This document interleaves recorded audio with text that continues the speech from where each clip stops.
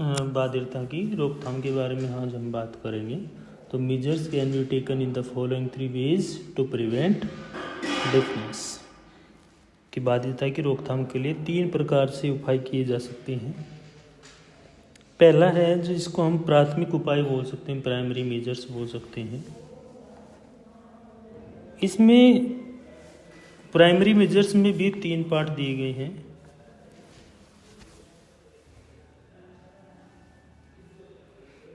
कि अगर कोई जन्मजात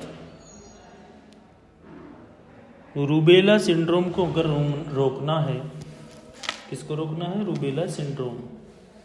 अगर हम रूबेला सिंड्रोम को रोकते हैं उसके लिए क्या करेंगे? उसके लिए ट्रीटमेंट करेंगे। रूबेला सिंड्रोम के लिए क्या करेंगे? वैक्सीनेशन पे काम करेंगे।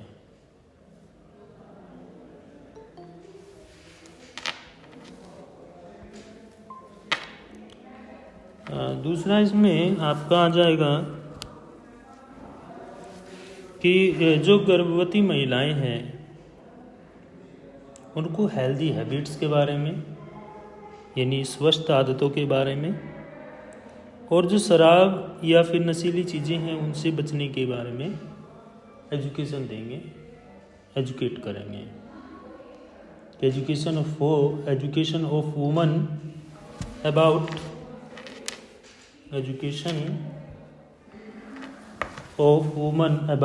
healthy habits and avoidance of alcohol and drugs abuse during pregnancy।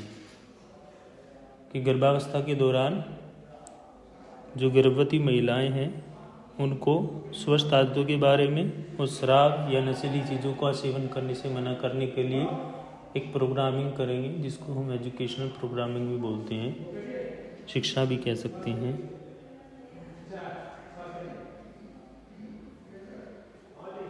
तीसरा इसमें पॉइंट आ जाएगा कि जो जो प्रेग्नेंट लेडी हैं, जो महिलाएं हैं, उनके लिए अच्छा वॉइस ब्रेक हो रही है।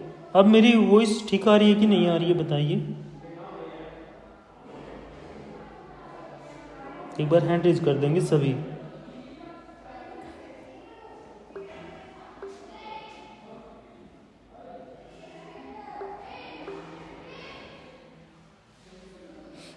एक बार आप रीजॉइन कर लीजिए, जिसको वॉइस प्रॉब्लम है, रीजॉइन कर लीजिए एक बार, रीजॉइन, जिसको वॉइस संबंधी प्रॉब्लम आ रही है।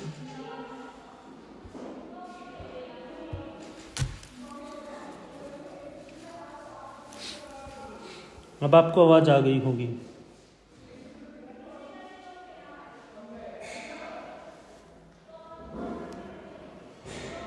नेक्स्ट इसमें अगर हम बात करें कि सभी गर्भवती महिलाओं के लिए सुलभ प्रसव पूर्व स्वास्थ्य देखभाल की एक्सेसिबल मतलब एक हेल्थ केयर से संबंधित उनको सुझाव भी देंगे, सजेशन भी देंगे। साथ ही साथ उनके लिए जो ज़रूरी चीज़ें हैं, जो डिलीवरी है उनकी, वो अच्छे से हो, केयर की जाए उनकी। तो ये जो 3 पॉइंट्स दिए गए हैं इसमें, जो प्राइमरी स्टेज है, प्राइमरी मेजर्स है, उसमें दिए गए हैं कि हम एक बाधिरता की रोकथाम किस हद तक कर सकते हैं। तो ये प्राइमरी मेजर्स है। सेकंड जो मेजर्स इसमें दिया गया है, वो सेकेंडरी मेजर्स जो दिया है, वो उसमें कहा कि जो माध्यमिक रोकथाम है उसमें जो लक्षण है, जो सिम्टम्स हैं, लक्षण, जागरूकता या प्रारंभिक निदान के लिए मेडिकल जो कार्यकर्ताएं हैं, जो जो ट्रेनिंग वाले जो बच्चे हैं, जो मेडिकल हेल्थ से जुड़े हुए हैं, जो ट्रेनिंग इंस्टीट्यूट हैं, जो विशेषज्ञ हैं, जो एक्सपर्ट्स हैं, उनके माध्यम से शिक्षा से संबंधित हम प्रचार करें, प्रोग्रामिंग करें, जिसमें ट्रीटमेंट हो और ऐसा मैनेजमेंट हो, एक ऐसा प्रबंधन शामिल हो जो उनके लिए हेल्पफुल हो।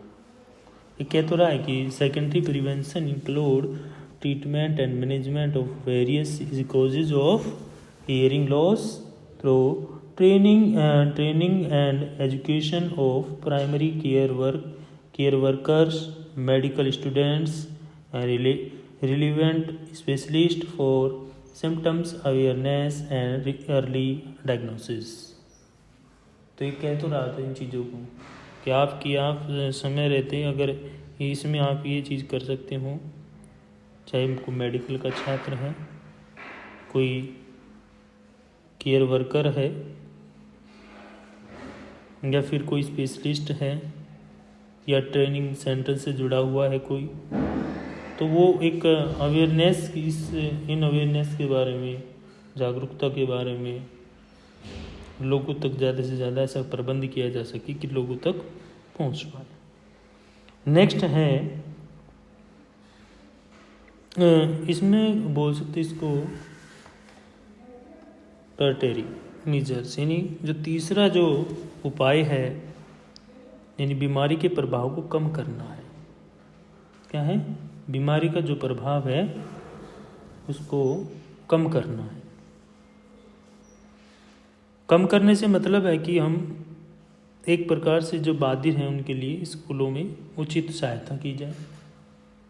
जो बाधिर बच्चे हैं उनके लिए जो स्कूल हैं, स्कूलों में उन्हें सहायता दी जाए, उन्हें टेक्नोलॉजी से जोड़ा जाए, टेक्नोलॉजी एजुकेशन दी जाए, उनको टेक्नोलॉजिकल नॉलेज दी जाए, और उन्हें वोकेशनल रिहैबिलिटेशन से जोड़ा जाए, व्यावसायिक पुनर्वास से या व्यावसायिक पुनर्वास में शामिल किया जाए। क्या तो रहा है कि tertiary prevention includes proper support in schools for the deaf, providing then technical knowledge and vocational rehabilitation to reduce the impact of the disease. Voice clear आ रही है ना अब सभी को? वॉइस क्लियर है?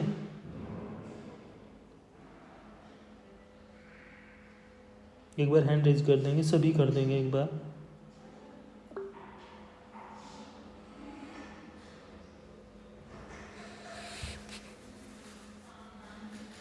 इन जो तीन ये मेजर्स बताए इन्होंने, तीन जो उपाय बताए, इसके साथ साथ हम क्या कर सकते हैं, इसके साथ साथ अतिरिक्त भी हैं जो NPPCD द्वारा निर्धारित हैं, कि जो राष्ट्रीय स्वास्थ्य मिशन है उसके द्वारा भी राष्ट्रीय बाधिता रोकथाम और नियंत्रण कार्यक्रम की शुरुआत की गई है।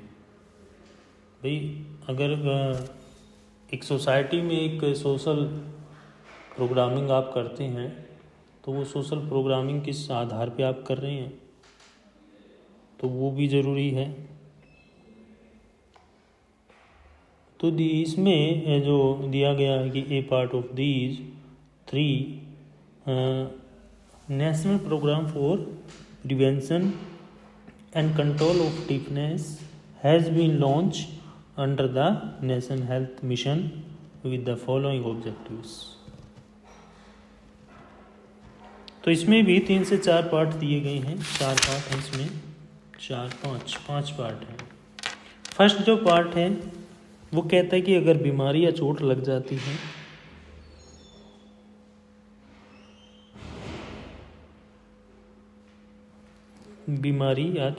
जाती है उस पर समय रहते ध्यान देना और सर्वनाश की रोकथाम करना। कि prevention avoidable hearing loss due to disease और इंजरी। समय रहते अगर हम रोकथाम कर लेंगे, प्रिवेंशन कर लेंगे। सेकंड पार्ट दिया है कि श्रवण क्षमता ह्रास, क्योंकि अगर आपको लग रहा है कि हमें सुन कम रहा है तो हम क्या करते हैं, कानों की जांच कराते कि नहीं कराते? कराते हैं ना, कि हम सुन कम पा रहे हैं, प्रॉब्लम हो रही है, बहुत ऊंचा सुन रहे हैं। और जो हम सुन रहे हैं उसका हम रेस्पॉन्स नहीं दे पा रहे हैं। क्यों? जो हमें सुन रहा है, जितना हमें सुना उतना हमने बता दिया, जितना नहीं सुना उतना हम कैसे बता दें जो नहीं सुना। तो इसको भी रोकना है, इसका निदान, किसका डायग्नोज करना है, इसकी एक तो पहचान करेंगे, निदान करेंगे, फिर उपचार करेंगे। कहते हैं कि early identification, diagnosis and treatment of ear problem that may lead to hearing loss and deafness.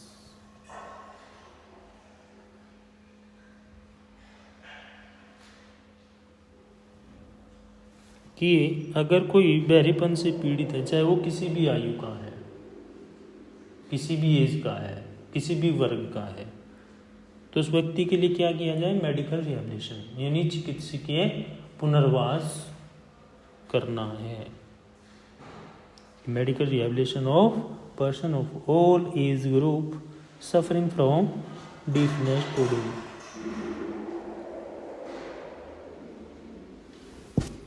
तो इसमें जो 3 मेजर्स हैं वो तो हैं ही, जो 3 उपाय हैं वो तो हैं ही, उसके साथ साथ 3 से 4-5 चीज़ें हैं। अब जो इसमें 4th आ रहा है कि जो भी बहरेपन से पीड़ित व्यक्ति हैं उनके लिए रिहैबिलिटेशन प्रोग्राम भी चलाए जाने चाहिए, और वो लोकल भी हों और वोकेशनल भी हों। ठीक है ना? अब ये कह रहे हैं ना कि मैं 4th में क्या रहा है? 4th में क्या रहा है कि strengthening the exit inter regional linkage to ensure continuity of rehabilitation programme for person with hearing loss.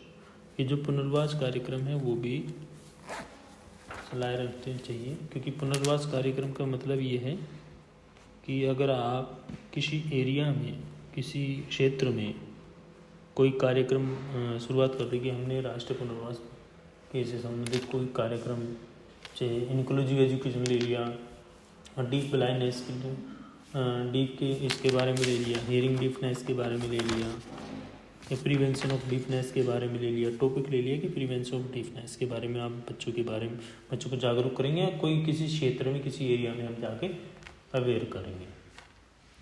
तो नेक्स्ट इसमें आ जाता है उपकरण, सामग्री और प्रशिक्षण हेतु कर्मियों को सहायता प्रदान करना, क्योंकि हमें इंस्ट्रूमेंट भी चाहिएंगे, इक्विपमेंट भी हमें चाहिएंगे।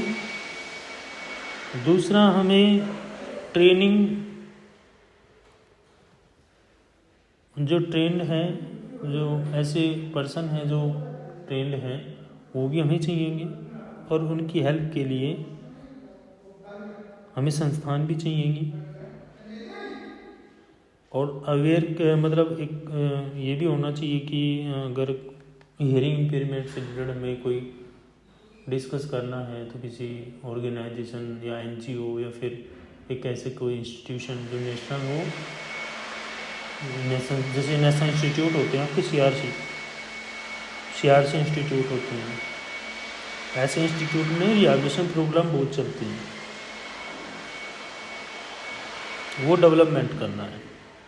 कहते हैं ना, provide support for equipment, materials and personal training, develop institutional capacity in ERR services.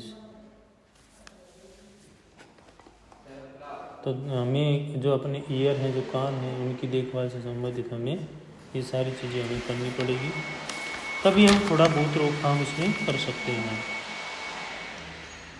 अब नेक्स्ट जो आता है वो हमारा टाइप्स ऑफ डीफनेस के बारे में आता है कि जो बधिरता है उसके प्रकार क्या हैं, क्योंकि सीधी सी बात है कि डीफनेस के बारे में जिक्र हो रहा है तो सीधा ना सुनने वाली प्रक्रिया से जोड़ा जा रहा है कि ऐसे लोग जिन्हें सुनने में समस्या होती है, डिफिकल्टी होती है, उनको हम क्या बोलते हैं? हियरिंग इम्पेयरमेंट बोलते हैं, उनको हम श्रवण बाधित बोलते हैं।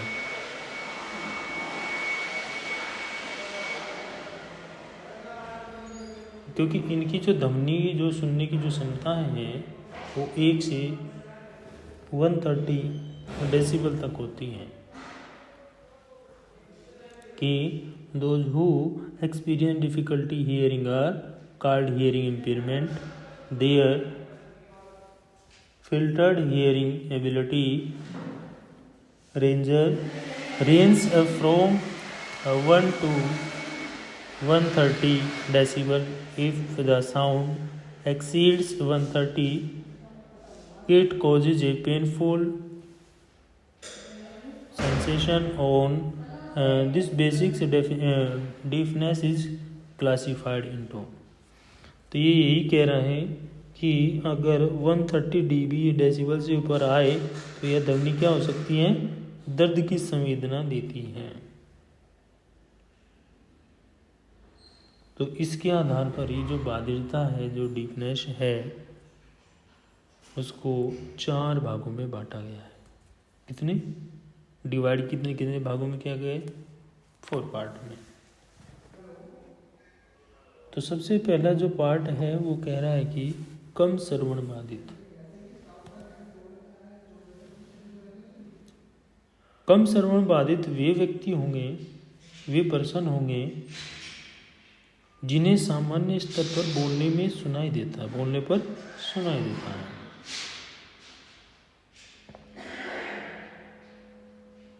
अगर बहुत ही धीमा बोला जाए तो वे सुन नहीं पाते।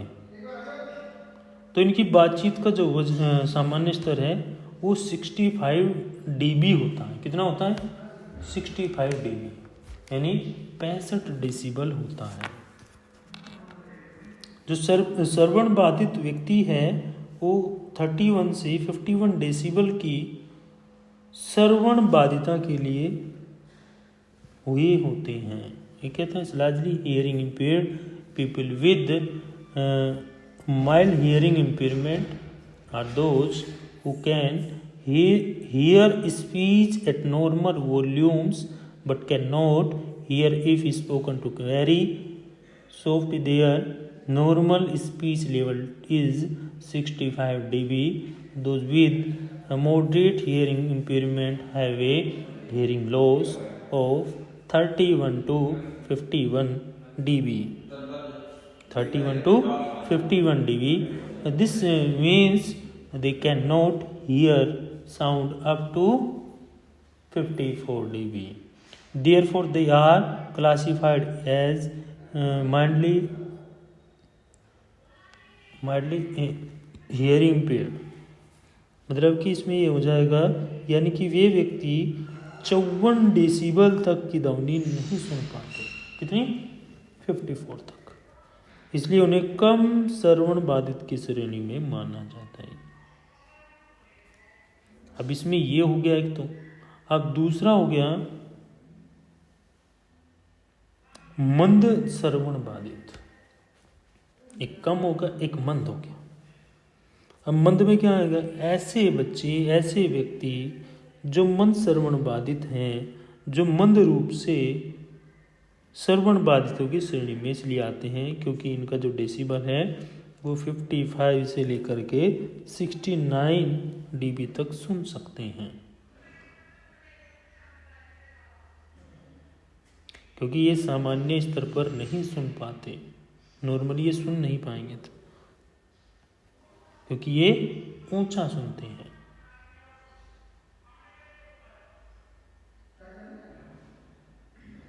पहले में क्या था कि अगर धीमा बोला जाए तो नहीं सुन पाते, सामान्य बोला जाए तो सुन लेते हैं।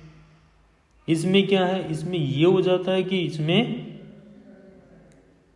सामान्य स्तर पर भी नहीं सुन पाते क्योंकि ये व्यक्ति ऊंचा सुनते हैं। The mildly hearing impaired people with mild hearing impairments are classified as hearing impaired because they can hear between 55 and 69 decibel. They are unable to hear normally. Therefore, these individuals hear louder. क्योंकि वो ऊंचा सुनते हैं। Third आ जाएगा आपका इसमें गंभीर श्रवण बाधित, सीरियस हियरिंग इम्पेयरमेंट आ जाएगा ये।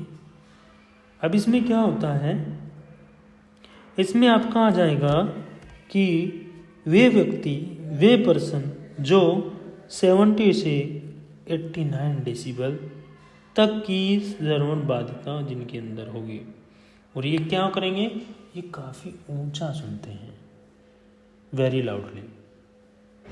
किस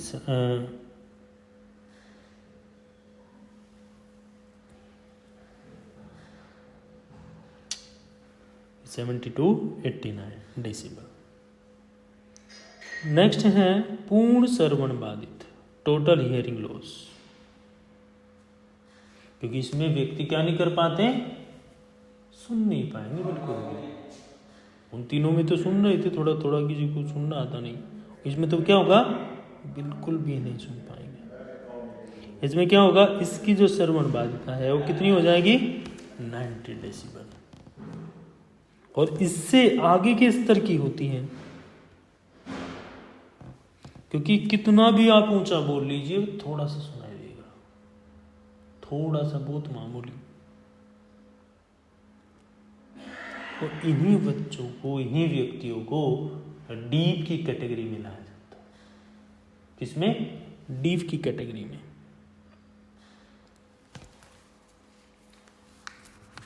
ये बच्चे किस में आ जाएंगे, डीप की कैटेगरी में आ जाएंगे कि people with total hearing loss can not hear at all, their hearing loss range from 90 decibel and above, they can hear only slightly at very high volumes and are considered deaf। इन्हीं बच्चों को हम deep बोलेंगे, जिसका decibel 90 decibel. Clear.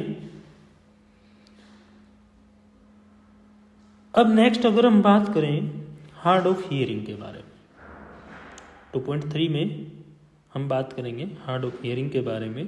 इसकी definition दे देंगे। Definition जो दी है, जो WHO है उसने डेफिनेशन इसकी दी है कि सुनने में कठिनाई का तात्पर्य क्या है, इससे श्रवण हानि अति अल्प से गंभीर की, अति अल्प से गंभीर की, माइल्ड सर्व। क्योंकि आमतौर पर जो बोली जाने वाली भाषा है उसके माध्यम से बात करें, उसको हम संवाद बोलते हैं, कम्युनिकेशन बोलते हैं, कम्युनिकेट बोलते हैं। और उसके लिए क्या करेंगे हम, अगर इस प्रकार के बच्चे हैं, अति अल्प वाले हैं, तो उनके लिए उपकरणों, जो इक्विपमेंट हैं वो यूज करेंगे, और उनके सुनने में जो हेल्पिंग रिक्वायरमेंट है वो यूज करेंगे, जिससे उनको लाभ मिले। कहते हैं ना, hearing loss range from mild to severe, they usually communicate through spoken language and may benefit from hearing aids, cochlear implants and listening ads.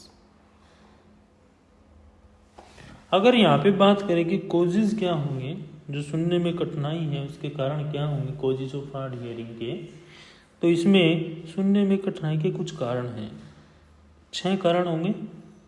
सबसे पहला जो कारण है वृद्धावस्था, जब मतलब 50 अबव व्यक्ति पहुँचने की कोशिश में रहता है तो वहाँ पर कान से कम सुनाई देने लगता है। तो decrease hearing due to old age. अचानक कोई तेज आवाज के संपर्क में आना, भाई तेज आवाज आ रही है कहीं से, हम उसके संपर्क में आ रहे हैं, उसके कांटेक्ट में आ रहे हैं अचानक से, तब भी एक कारण हो सकता है। सडन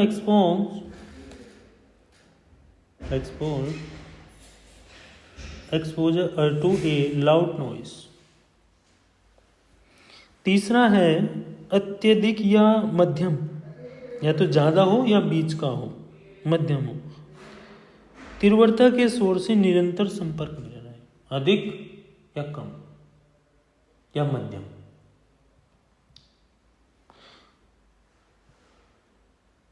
कि कंटिन्यूस एक्सपोजर टू हाई और मॉडरेट इंटेंसिटी नॉइज।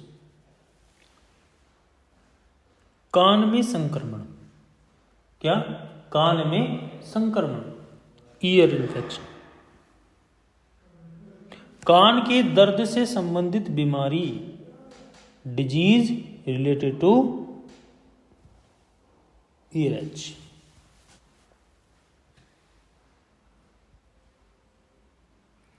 कान के दर्द, पर्दे में छेद होना, perforation of ear duct, perforation of ear duct यानी कान के पर्दे में छेद होना या छिद्र होना। अब ये तो है इसके कोजेज। अगर हम इसकी प्रिवेंशन की बात करें, इसमें प्रिवेंशन भी दिए गए हैं।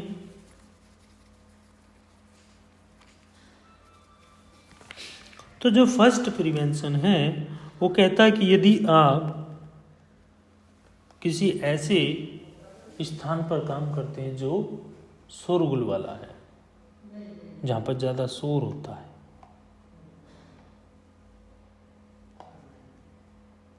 तो सुरक्षा उपकरणों का यूज करें। Use protective equipment if you work in very noisy area and wear earplug। और तैरते समय या संगीत समारोह में ईयर प्लग्स पहने।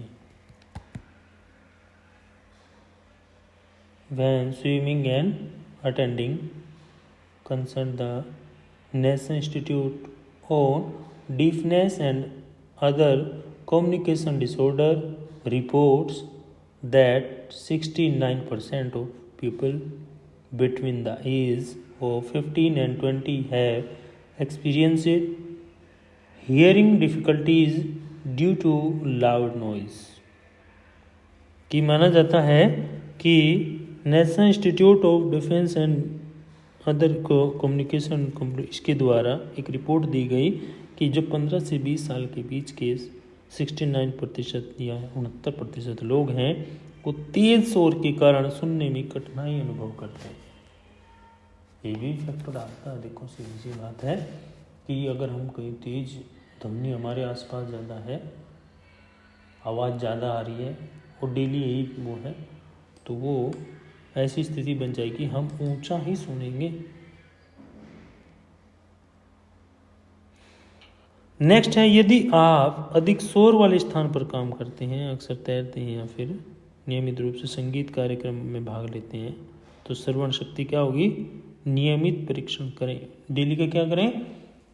आप उसको नियमित जांचें, regular. If you work in a noisy environment, swimming frequently और regularly, attend concert, have regular hearing tests. श्रवण शक्ति परीक्षण। थर्ड है, तेज आवाज या संगीत के लंबे समय तक संपर्क से बचें। तेज आवाज में न रहें और ज़्यादा संगीत में न रहे कि अधिकतर टाइम आप 2 घंटे बैठे हैं, 3 घंटे बैठे हैं, वो रेगुलरिटी बन जाएगी फिर आपकी। अवॉइड, जो मतलब इन चीज़ों को अवॉइड भी करना सीखें, बचे। फोर्थ है, कान के संक्रमण के लिए सहायता प्राप्त करें, क्योंकि कान में संक्रमण ना, इन्फेक्शन ना हो।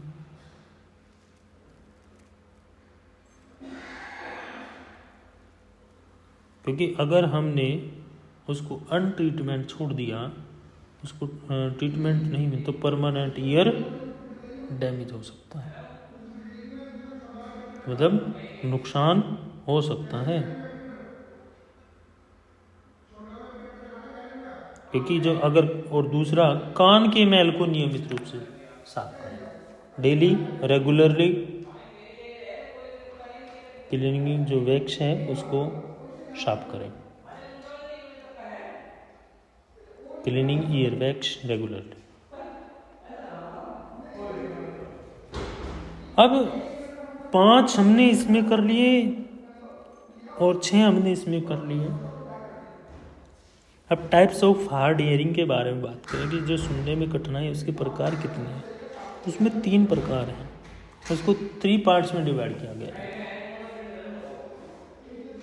सबसे पहला तो ये डिवाइड किया है कि बाहरी और मध्य कान को प्रभावित करना, जो बाहर वाला कान है उसको, और दूसरा है मध्य वाला, यानी बीच वाला जो भाग है। कह रहे हैं ना, conductive affecting due to outward middle year.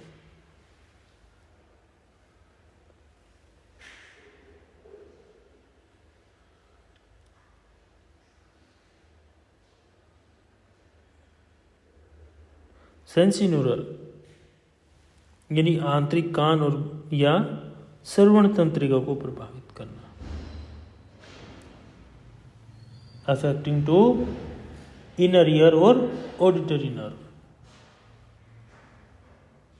जो ये वाला भाग है। और नेक्स्ट है मिश्रित यानी दोनों का संयोजन, कॉम्बिनेशन ऑफ बोथ, यानी मतलब एक प्रकार से मिश्रित यानी दोनों तीनों भाग आपके आउटर भी मिडिल भी, outer middle ear, auditory nerve,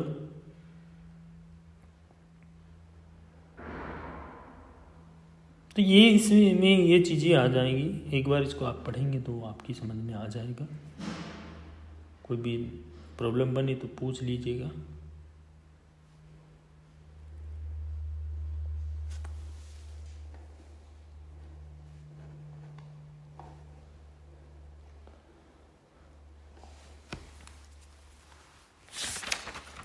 कल हमारी जो ये सेकंड यूनिट है ये वाली कंप्लीट हो जाएगी। कल हम इसको कंप्लीट कर देंगे और इसको कंप्लीट करने के बाद एक टेस्ट आपका होगा, ठीक है? सुन रहा है सभी को?